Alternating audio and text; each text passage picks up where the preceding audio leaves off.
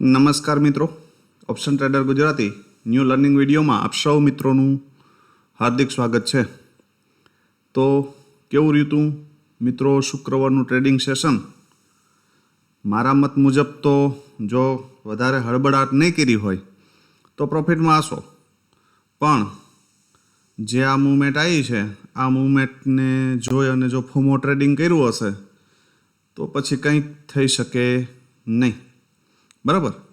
કેમ કે આટલું સ્ટ્રોંગ સેલિંગ આવ્યા પછી ડાયરેક્ટ ટ્રેડ બને નહીં. આ મગજમાં ફિટ રાખવું. અને આટલું સ્ટ્રોંગ સેલિંગ હોય તો પછી સેમ ડિરેક્શનમાં પુલબેક ઉપર જઈ શકાય. આવું મેં ઘણી વખત સમજાવ્યું છે. બરાબર? રાહ જોવાની. હવે આપણે 15 મિનિટની પહેલી આ જે બોક્સ છે એને બ્રેક કરી દીધું. એનો મતલબ એ છે કે ભાઈ માર્કેટ ડાઉન સાઈડ છે, પણ તો એને ક્યાંક રોકાવા દેવું પડે. એને ક્યાંક શું થવા દેવું પડે? રોકાવા દેવું પડે કે ભાઈ તું રોકા એમ. તો જ્યારે અહીંયા પિન બાર બનાવી ત્યારે આપણે મગજમાં ક્લીન થવું જોઈએ કે ચલો અહીંયા રોકાણું છે અને અહીંયાથી એ ક્યાં ગયું છે ઉપર, કયા એરિયામાં? તો કે આ પુલબેક એરિયામાં. અહીંયાથી રિજેક્શન લે છે તો અહીંયાથી એક શોર્ટની પોઝિશન બની શકે. અને લગભગ આપણા પ્રીમિયમમાં મેં 118થી 128 આ ઝોન આપ્યું હતું ને આ આપણું જે પ્રીમિયમ હતું એ 130થી 171નો હાઈ મારે છે, જેનો ફર્સ્ટ ટાર્ગેટ હતો 156 અને બીજો ડે હાઈ.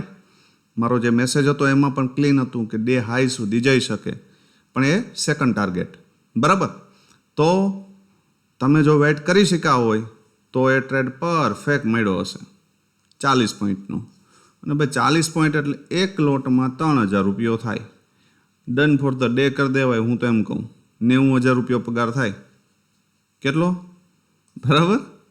તો જે મિત્રો સમજદાર છે એ સમજી ગયા હશે. બીજી વસ્તુ, એક બીઓએસનું ચક્કર હતું કે ભાઈ ઘણા મિત્રોના મેસેજ હતા કે ભાઈ બીઓએસ એટલે શું સાહેબ? તો એક ચાર્ટ પણ મેં તમને ડ્રો કરી અને ટેલિગ્રામમાં અંદર સેન્ડ કર્યો છે. એને જોઈ લેવો એટલે જેથી કરીને બીઓએસ સમજાઈ જશે. બરાબર? આપણે જોઈ લઈએ લાઈવ ચાર્ટ ઉપર જ, એટલે જેથી કરીને લાઈવ તમને જોઈ શકો. સૌથી પહેલાં જોઈ લઈએ આપણે કોલનું પ્રીમિયમ.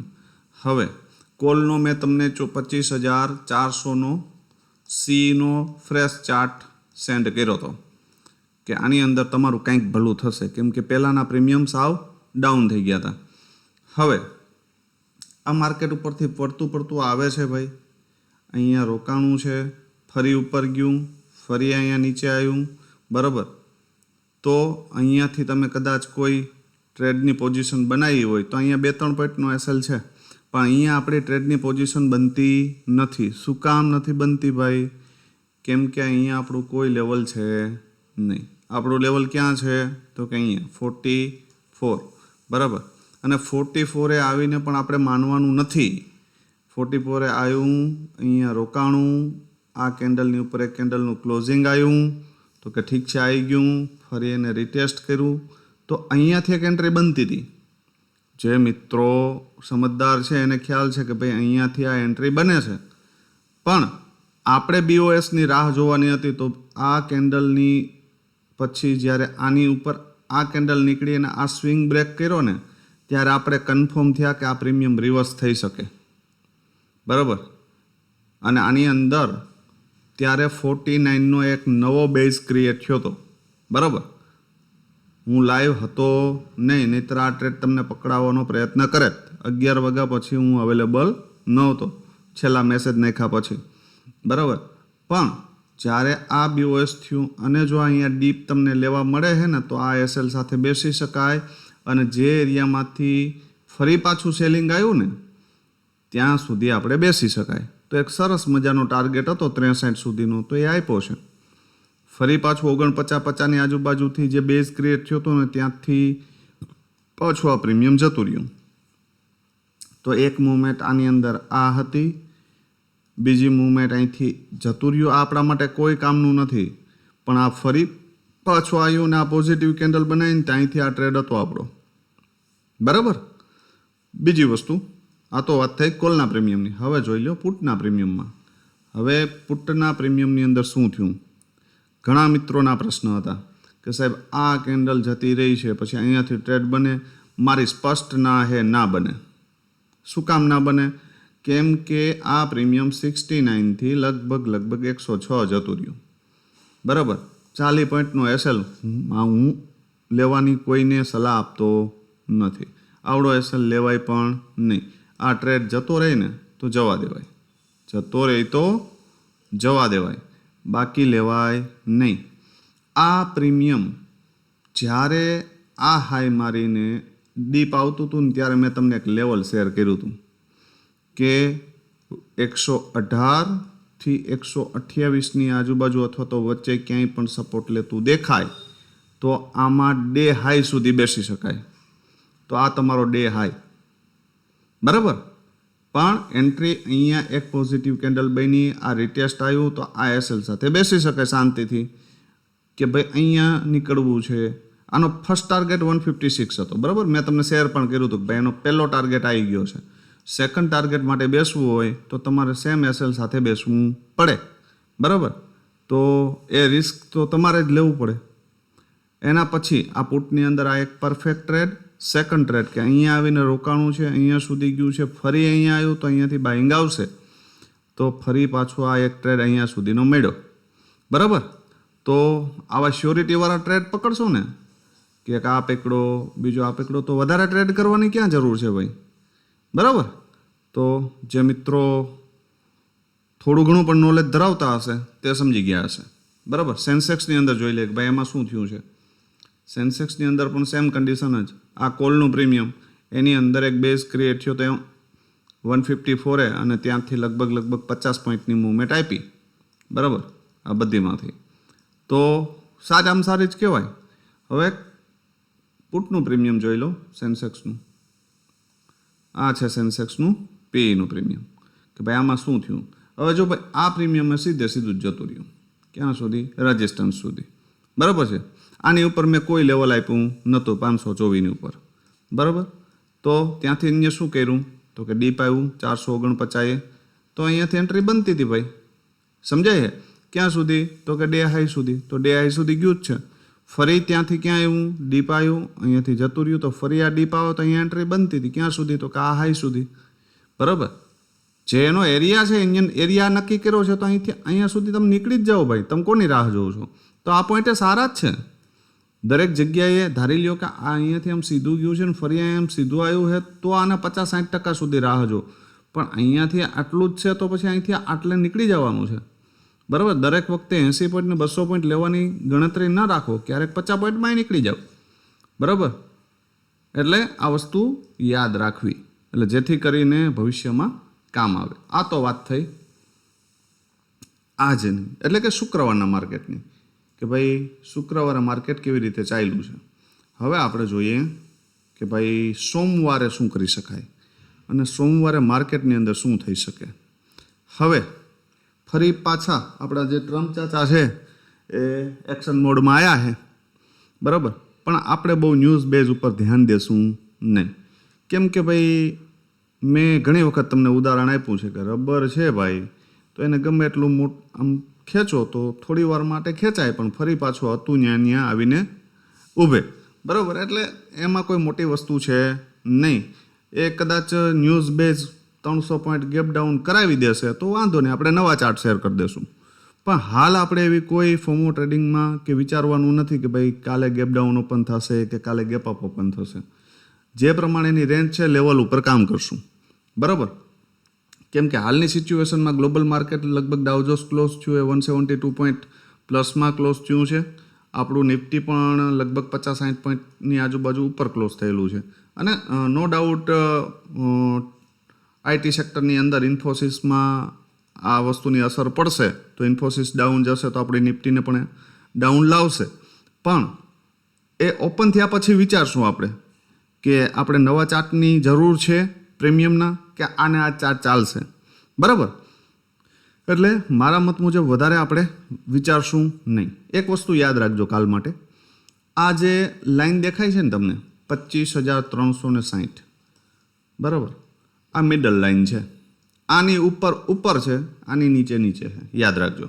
આ પહેલો વ્યૂ મારો. આની ઉપર જ્યાં સુધી માર્કેટ છે ત્યાં સુધી અપસાઇડ છે, બરાબર, અને આની નીચે છે ત્યાં સુધી ડાઉન સાઇડ છે. હવે મહત્વની રેન્જ છે અપસાઇડની 25,440. આને બ્રેક કર્યા પછી સ્ટ્રોંગ બુલિશ થવાનું છે, બરાબર, અને ડાઉન સાઇડ માટે 25,273. આને બ્રેક કર્યા પછી બિયરિશ થવાનું છે. આટલું ક્લિયર, બરાબર. હવે ધારી લ્યો કે માર્કેટ ગેપ ડાઉન ઓપન થાય આ એરિયામાં ક્યાંક, બરાબર, 200 પોઈન્ટની આજુબાજુ ગેપ ડાઉન ઓપન થાય કે 100 પોઈન્ટ ગેપ ડાઉન ઓપન થાય કે ગમે એટલું થાય, કોઈ પણ એરિયામાં ગેપ ડાઉન ઓપન થાય તો એને પુલ બેક મારવા દેજો ઉપરના લેવલનો, બરાબર. ત્યાં સિવાય એમાં એન્ટ્રી બને નહીં. સીધું જાય તો આજની જેમ જવા દેવાનું. આપણે કોઈ કુટુંબમાં થતું નથી, બરાબર. એટલે હંમેશા મહત્ત્વના લેવલને ધ્યાનમાં રાખવાના. અપસાઇડ માટે 25,440 અને ડાઉન સાઇડ માટે 25,273. આને બ્રેક કરશે તો નીચે સ્પેસ ખુલી જશે 25,187, એની નીચે 25,125 અને બહુ તો વધારે આવે તો 25,062, બરાબર. આ 3 લેવલ આના માટે ઓપન થઈ શકે. અપસાઇડ માટે આને બ્રેક કરે 440ને તો 25,509 અને એના ઉપર જશે તો 25,591. આ 2 લેવલ જોવા મળી શકે, બરાબર. આટલું ક્લિયર, વધારે વિચારવાનું થતું નથી, બરાબર. હવે જોઈ લ્યો તો કે પ્રીમિયમનો ચાર્ટ કે ભાઈ એમાં શું થઈ શકે. તો સૌથી પહેલાં કોલનું પ્રીમિયમ કે ભાઈ કોલનું પ્રીમિયમ છે 25,300નો CE, બરાબર. શું થઈ શકે આમાં? હવે આની પાસે એક બેઝ છે, એક સપોર્ટ છે. બેઝ છે 84, સપોર્ટ છે 48. જો આ બ્રેક કરી દે તો ફરજિયાત આ પ્રીમિયમમાં BOSની રાહ જોજો, અથવા તો અને BOS થશે તો બેઝ બની જશે, યાદ રાખજો, બરાબર. ત્યાં સિવાય આ પ્રીમિયમ ફરી બાય બનશે નહીં. શું કરશે કે ઉપરથી પડતું આવ્યું છે, એક સ્વિંગ બનાવશે અહીંયા, ફરી એ સ્વિંગને બ્રેક કરી દેશે, ફરી બનાવશે, ફરી બ્રેક કરી દેશે. એટલે જ્યાં સુધી આ રીતની પેટર્ન ન ક્રિએટ થાય, બરાબર, અને પછી આ ડીપ આવે ને તો અહીંયાથી એન્ટ્રી બને. આ BOS છે, ધ્યાનથી જોજો, બરાબર. અહીંયા નથી એન્ટ્રી કરવી, એન્ટ્રી કરવાની છે અહીંયા. આ SL છે અને ફર્સ્ટ ટાર્ગેટ આ છે અને સેકન્ડ ટાર્ગેટ એનો 50%, જે પડીને ઉપરથી આવ્યું છે એનું 50%, બરાબર. સમજાઈ ગયું? તો કોમેન્ટમાં જણાવજો કે સાહેબ BOS સમજાઈ ગયું, બરાબર. ખાલી આટલી જ પેટર્ન ધ્યાનમાં રાખવાની છે. આ BOS, આ SL, આ એન્ટ્રી અને અહીંથી ઉપરથી પડીને આવ્યું છે ને તો એનું 50% છે આ તમારો ટાર્ગેટ, બરાબર. આ સમજજો. રેડી? ક્લિયર. તો BOSની રાહ ક્યારે જોવાની છે? 48ની નીચે જતું રહે તો. હવે ધારી લ્યો કે આ પ્રીમિયમ ફ્લેટ જ ઓપન થયું 114ની આજુબાજુ, બરાબર, અને જો 120ને બ્રેક કરે તો 157 અને 205 આ 2 લેવલ જોવા મળી શકે. ધારી લ્યો કે ફ્લેટ ઓપન થઈ અને ડીપ મળ્યું ક્યાં? 48ની આજુબાજુના અહીંયા સપોર્ટ લેતું દેખાય, બરાબર. સપોર્ટ લીધા પછી અહીંયા તમારી એન્ટ્રી થાય અને 84ને બ્રેક કરી દે તો 120. આના માટે બલિદાન દઈ શકાય, બરાબર. આટલું ક્લિયર. આની નીચે આપણે BOSની રાહ જોશું, ઠીક છે. હવે જોઈ લઈએ એક પુટનું પ્રીમિયમ કે ભાઈ એમાં શું થઈ શકે. હવે પુટ માટે મહત્ત્વનું એક લેવલ છે 25. ખાવા પીવાનું એક બેઝ કહું તો બેઝ અને સપોર્ટ કહું તો સપોર્ટ, બરાબર. આ એક જ છે. જ્યાં સુધી આની ઉપર છે ત્યાં સુધી આ પ્રીમિયમ પોઝિટિવ છે. આની નીચે ગયું પછી આપણે ભૂલી જશું, ઠીક છે. આટલું ક્લિયર. ધારી લ્યો કે આ પ્રીમિયમ ફ્લેટ ઓપન થયું અને 56ને બ્રેક કર્યું તો ફર્સ્ટ ટાર્ગેટ 103 ડબલ, બરાબર, અને એનાથી ઉપર જાય તો 160. આ યાદ રાખજો, બરાબર. હવે ધારી લ્યો કે આ પ્રીમિયમ 103ની આજુબાજુ જ ઓપન થઈ ગયું અહીંયા ટોપ ઉપર, તો એને એક નાનો એવો પુલ બેક મારવા દેજો. ક્યાં? 56ની આજુબાજુ અથવા તો આ હાઈની નિયર બાય, અને અહીંયાથી સપોર્ટ લેતું દેખાય અને 103ને બ્રેક કરી દે તો 160 અને 211. આ બે લેવલ માટે બેસી શકાય. ધારી લ્યો કે વધારે હેવી ગેપ અપ થઈ ગયું, ક્યાં 160ની આજુબાજુ, તો એને 103 આવવા દેજો, 103 આવવા દેજો, અથવા તો આ એરિયામાં આવવા દેજો ક્યાંક, બરાબર, 80ની આજુબાજુ. અને અહીંયા સપોર્ટ લેતું દેખાય અને 103ને બ્રેક કરે તો 160, 211 અને 266 આ 3 લેવલ માટે બેસી શકાય. કેમ કે તો આની અંદર પાવર વધારે હશે, આ યાદ રાખજો, બરાબર. તો આટલું ક્લિયર રાખજો. વધારે ગેપ અપ કે ગેપ ડાઉન થશે, બરાબર, તો નવા ચાર્ટ છે એ શેર કરી આપીશ અને એનો વ્યૂ તમને કહી દઈશ કે ભાઈ આ એરિયામાંથી બાય કરી શકાય આને, બરાબર. એટલે વધારે ઓવર ટ્રેડિંગ કરતા નહીં, ફોમો ટ્રેડિંગ ન કરતા, ગેપ ડાઉન ઓપન થાય તો વ્યૂની રાહ જોજો, બરાબર. ત્યાં સુધી, કેમ કે ઘણી વખત શું થાય છે કે આપણે મોર્નિંગમાં જ 2-3 વખત હાથ પગ હલાવી લીધા હોય એટલે આપણે ઓછામાં ઓછા 2000ની આજુબાજુ લોસમાં હોય, બરાબર. અને પછી સાહેબનો વ્યૂ આવે અને પછી તમે ટ્રેડ કરો તો એ 2000 કવર કરો એટલે ક્યાં ગયા હતા તો કે ક્યાંય નહીં, બરાબર. આવી સિચ્યુએશન ક્રિએટ થાય. તો આવી સિચ્યુએશનમાંથી બહાર નીકળો અને બને ત્યાં સુધી, જ્યાં સુધી તમારો વ્યૂ ક્લિયર ન થાય ને, હવે વસ્તુ વિચારો કે હું 10 વાગે વ્યૂ ક્લિયર કરું છું, તમને શેર કરું છું, તો એનો મતલબ એ છે કે યા તો હું ફ્રી નથી અને યા તો હું ક્લિયર નથી, બરાબર. બે જ વસ્તુ થઈ શકે ને. મોસ્ટ ઓફ ફ્રી ન હોય તો મેં એડવાન્સમાં મેસેજ કરી દીધો હોય કે હું ફ્રી નથી, બરાબર. પણ 10 વાગે હું મેસેજ કરું છું એનો મતલબ કે 10 વાગ્યા સુધી મને શ્યોરિટી સાથેનો કોઈ ટ્રેડ દેખાતો નથી કે તમને હું સજેસ્ટ કરી શકું. કેમ કે સ્કેલ્પિંગ માટે હું ક્યારેય ટ્રેડ આપતો નથી. એક પોઝિશનલ ટ્રેડ આપું કે મિનિમમ 20 પોઈન્ટ પ્લસ હોવા જોઈએ તો તમને ટ્રેડ અપાય. કેમ કે તમારી એન્ટ્રી થાય અને તમે એક્ઝિટ કરો ને તો એમાં 2-4 પોઈન્ટનો આમથી આમ થઈ જાય, બરાબર. એટલે સ્કેલ્પિંગ કરવા માટે હું કરી લઉં, પણ તમને ક્યારે વ્યૂ ડાયરેક્ટ શેર કરું નહીં જ્યાં સુધી મને કોઈ પોઝિશનલ ટ્રેડ ન દેખાય. તો હંમેશા વ્યૂની રાહ જો. દિવસમાં 2 ટ્રેડ કરશો તો પણ સારો એવો પ્રોફિટ હશે, પણ રાહ જોઈને ટ્રેડ કરો, બરાબર. તો કેવું લાગ્યું મિત્રો આજનો વિડીયો અને આજનું એનાલિસિસ એ કોમેન્ટમાં જણાવજો. શુક્રવારે શું કર્યું એ પણ કોમેન્ટમાં જણાવજો, બરાબર. અને વધુમાં વધુ મિત્રો સુધી આ વિડીયો શેર કરજો જેથી કરીને આપણા મિત્રો ઓવર ટ્રેડિંગથી બચી શકે, બરાબર. અને શુક્રવારે તમે પ્રોફિટ કર્યો કે લોસ એ ખાસ કોમેન્ટમાં જણાવજો, બરાબર. આવતીકાલે ફરી મળીશું નવા વિડીયોમાં. ત્યાં સુધી જય માતાજી, હર હર મહાદેવ.